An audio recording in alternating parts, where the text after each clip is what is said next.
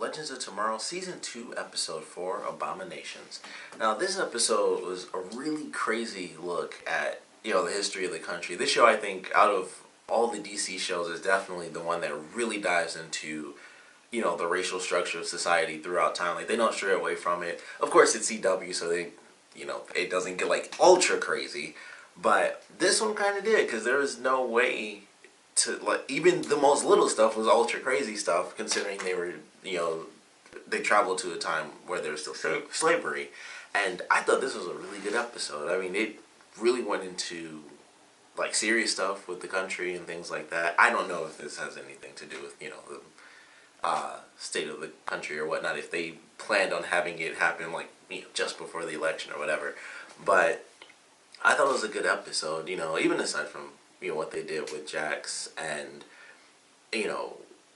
his sort of just realization of how things truly played out. Like, him initially, it's like, hey, we can't save this woman because as horrible as it is, we kind of have our mission. And then he goes through certain things and it's like, it's just too much not to, risk the timeline, which obviously, all the other stuff that happened in this episode, they killed like a bunch of freaking zombie confederates, and it's like, well, even if you guys stop them and all that, that's still like 20 human beings that were taken out of the timeline differently. But at the same time, this show has clearly made a point of being like, yeah, everything they do is basically how it was meant to happen. Like when they did the whatever it was, when they were doing like the Western episode in the last season, and Stein saved that little kid who ended up being like H.G. Wells or whatever. So it's like they kind of make it like, yeah, everything they do that seems like it would screw up all of history is actually how history was supposed to go. So I guess in a sense it's exactly what was supposed to happen anyway, based on that's kind of like their out for time travel in this series. It's like, oh yeah, that's actually how it was supposed to happen. He saved this kid from being erased from the timeline. Also, they do that all the time. But just going through it, it was just a crazy episode, with Jackson Amara. And then, of course, this was also 3 episodes in one, which I actually really loved about it. And I think that's why I think this is my favorite episode so far. And it might really be my favorite episode of the whole series, because I think this is one of those times where you have, different stories going on, but they weren't just different stories like, oh, this is happening with them and this is happening with them. This was basically like 3 different genres thrown into one episode, because we have the really emotional side of things with Jackson Amara and them going back, of course, during a time of slavery. Then we have the action side of things with Steel. I wish I could remember the character name. But we have Steel and Sarah, and they're doing like the action portion. They're dealing with zombies. And then we have Ray and Stein, who are in like the horror genre of this episode, and they're trying to deal with Mick, which ended up being really funny because I love the way that ended. When Stein actually cured him, and he was like, "Was I trying to kiss you?" I was like, why would he even think he was trying to kiss him? But I thought that was really funny. So like, I just love how they did they kind of basically did 3 different genres all in one episode, and it didn't seem like the type of thing where they were stretching it too far or anything like that. It just fit, because they all had a singular mission, and it just so happens, that 3 of the team members were kind of stuck on the ship, because it's like, well, we can't let Mick get out because then we're all going to be infected. Or, he gets out and it really screws up the timeline because we have someone else, out there infected, way back in history. So I just like the way it all played out, and I was like, all right, this is our horror thing, and I thought it actually worked out well. The action thing was probably my least favorite out of the 3 storylines, but it was still fine. It was just like the action thing, and basically all they were doing, for most of that at least, it was like, let's try to come up with a plan. The other 2 stories I felt had a lot more actual movement and action to them, story-wise, even though they were like, almost like the emotional sort of crux of the episode, and the other was like the horror crux of the episode. But I still enjoyed all 3 parts. The ending, we get to see Steel utilize his power again.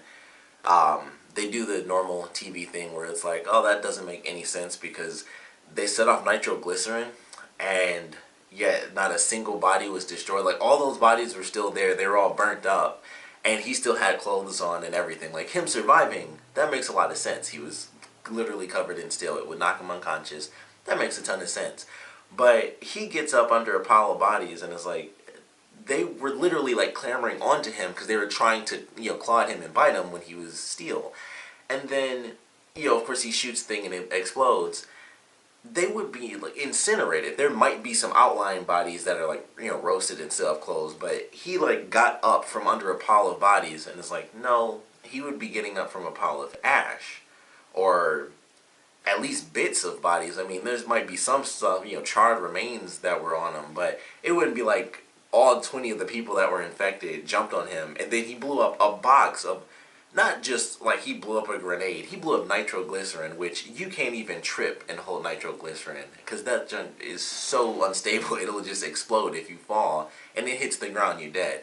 So he blew up nitroglycerin of all things, and it's just a bunch of burnt up clothes and bodies, and I was like, that, it just didn't make any sense, but that's what they do. I mean, I felt like they easily could have done something where they just, he's just nude, and they just hide it like they do in pretty much every TV show. I don't know if maybe that was an actor thing or he just didn't even want to do that, but I feel like there's some way they could have easily done that. And heck, they could have done it where he was just in underwear, because that's probably what they do anyway. People just wear underwear, and they just cover up that specific portion. And it's like, okay, they seem nude, but they aren't actually nude. They're wearing underwear. So that didn't make a lot of sense. But I think everything else I thought was really well done with this episode. We still don't know what is going on with Barry and this message. We get like, of course, they play it, and then it's like, all right, like, I've heard enough. We've listened to it a million times. And it's like, well, now we've heard like, what, an extra 2 sentences or something. So there's something big happening, and it seems to be some sort of battle that's not supposed to involve the team, which I find kind of interesting. But I'm sure it will at some point. This is going to be a big battle, and they're going to have to go there. And I assume, and I mentioned this before, is like, it might have something to do with the big crossover. We might not get them actually going to the future where this big battle takes place, but it might be them going back to 2016, and then it's like, hey, there's this giant battle in the future, but if we do this lesser battle now, we can stop that giant battle and save a bunch of lives. So still no real hints as to what's going on with this, what the true message is from Barry, but I am excited to learn that lesson, like what in the world they're going to be facing, what it's going to do, what villain it's going to be, because it seems like it would be, if they're kind of holding it off as this big secret, I would assume it has to be some important character within the DC universe where it's like, this is who this is, and it'll be like a big reveal, at least for comic book fans. For people who don't even know the characters, it might not matter as much, but it'll be some really big villain from the DC universe. But at the same time, with these being sort of the side characters, it might not exactly be the biggest of villains, but it's got to be some. It's comic books. There's always 100 million villains. You could pick a C-list character, and it's like, that's still an awesome villain sometimes. So I'm very excited to see what they do with it, but at this point it's just like, here's a sentence and here's a sentence, and we'll just have to see how it plays out in the weeks to come. But I really enjoyed what they did with this episode. Like I said, the emotional stuff and them talking about the racial structure of society and things like that, I thought it was really good. And that's one of the things I love about this show. Like, typically it's just pretty funny because it's always like Stein and Jax, because it's just like, oh yeah, you love it here because you're old and white. And normally it's just really funny, but then it's like, it has to be serious because you can't be jokey and it's slavery and stuff. So it was really good. I like the way they did that. And Jax, they do this kind of often. It's not often where it's a lot of time travel shows and people go back to slavery, but it's always kind of the same thing where it's like, it's someone from a totally different time, and then they see how slaves are able to keep hope and stuff like that. And it's always like the same little lesson at the end of the episode.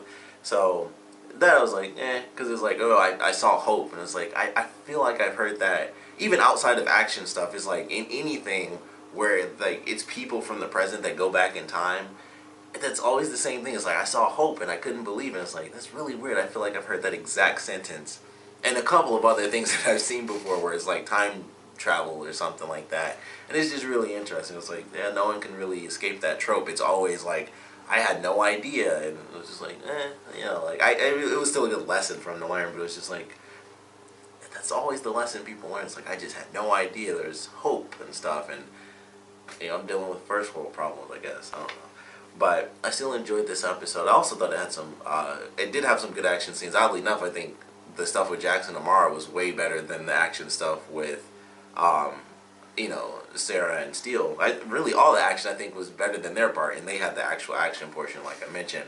Most of it just happened to be focused on making a plan to get to the action part, but like Jackson, Amara, and Stein and Ray were actually dealing with some current action. Like they had to deal with, zombies bursting into a house and stuff, and they had to like survive and things like that. And then we have, one of your own teammates is zombified, and he's running around and stuff. So, we got Ray and Stein. Of course, Stein was hilarious in this episode as well. Even though that was like the horror portion, he was super funny. Not just that ending, but him freaking out and not even wanting to hear the word zombie, not even being able to say it until like later in the episode. I loved all that stuff. Like he was just freaking out, and I loved the way they played on that idea. And he's just like, he found Ray and he's like, okay, he's just unconscious, fortunately. And he saw like the fire extinguisher was in the hallway, and it's like that horror movie situation where you have to go down the hallway, but it's a path both left and right, and you can't see around the corner. And I thought that was kind of funny, and they give a good line, because I was thinking like, oh, he's gonna freak out because he's not gonna be able to see around the corner, but he's like, just do what they do in those horror movies that you were always too scared to watch. And so he's freaking out and moving slowly, but of course nothing happens to him until after that.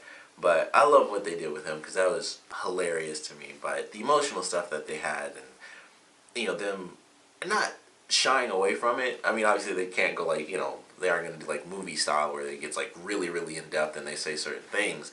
But it was there for sure. It was realistic. As realistic as it's going to get on the CW, I guess. But I thought it was good. I like what they did with it. They never really shy away from that stuff whenever it's anything, even when, like I said, when it's little jokey stuff, like when they first met the JSA, and they just assumed that Stein was the leader because he was white and he was the oldest guy. So it was just interesting. It was like, I like that they actually went, pretty far with it, and it just made a lot of sense. But definitely a fun episode. I think it had 3 good stories in it. The stuff with Steel kind of developing his powers a little bit, it was kind of like a small point, but we really got to see him as a hero in this, where he's like, I don't really know if I'm going to be able to control my powers, because we literally only saw him turn into Steel at the very end of the episode, I think. I don't think he even had it in the first fight that they did. But, it's like he's still kind of developing and trying to figure out how to, like, pump himself up to use his ability. So that was pretty good. And we didn't get too much on Ray in this episode either, with him dealing with the stuff with the suit. And they kind of touched on it, and that was kind of his whole thing. Like, hey, if I can't go out and help the team during fights, I can at least cure Mick. Like, that's the one thing I got right now, so I got to at least try that. So, for what they did, I think it worked. But, we didn't really dive too much into either of them really developing the next step of who they're really going to be for the rest of this season. And I'm really curious for Ray. I think I mentioned that before, but I'm actually really excited to see what they're going to do with his character. If he's just going to end up making another suit, which seems like the most likely decision, but at the same time that that still requires a lot of different episodes to pass before he has a completed suit, unless they just decide, let's just skip 3 months and then poof, he finished the suit already. So we'll have to see where they take it. But I certainly enjoyed this episode. Definitely want to know what you guys thought about it, so please comment below. Let me know your favorite parts or least favorite parts.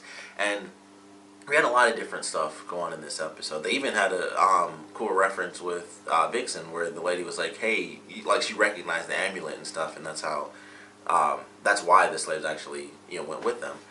So, with all the different little things that they had, there was quite a bit of development. So, of course, I really want to know what you thought about the character development in this episode. And you could, choose one character. If you want to do sort of overall thing, you can let me know what you guys thought about that. But I thought it was well done. Of course, it was centered around Jax, as considering what he was going through. That was the main focus of character development for this episode. So I certainly enjoyed that. And then, like I said, the other stuff with Steel and Ray, it was kind of mentioned, and with Ray I think it was mentioned even more than with Steel, but it was kind of just there for them, like, hey, this happened and I don't know if I can deal with it. But with Jax, it was like him truly growing as a character, and it'll obviously have a greater impact on him, considering what he actually saw, and not just what, like me, like what I just know from movies and books and things like that. So want to know what you guys thought about that, and of course what you thought about the episode in general. So please comment below, let me know, and thanks for watching.